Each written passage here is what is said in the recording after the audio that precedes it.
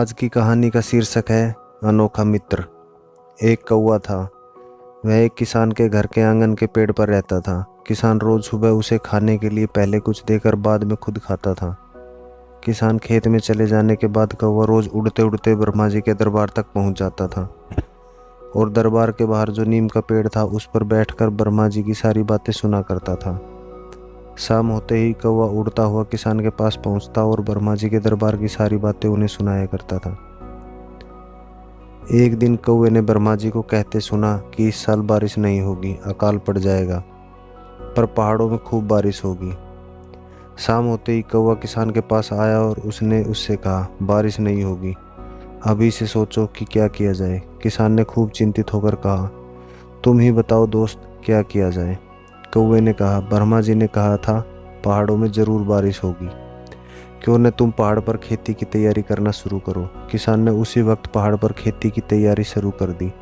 आसपास के लोग जब उस पर हंसने लगे, उसे बेवकूफ़ कहने लगे, उसने कहा, तुम सब भी यही करो, कौवा मेरा दोस्त है, वह मुझे हमेशा सही रास्ता दिखाता है।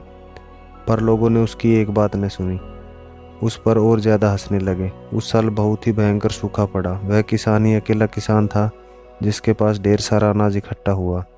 देखते ही देखते साल बीत गया।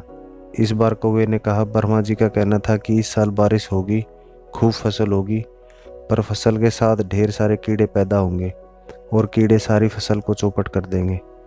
इस बार कौवे ने किसान से कहा, इस बार पहले ही तुम मैना पंछी और गोरैया पंछी को ले आओ ताकि वे कीड़ों को खा जाए।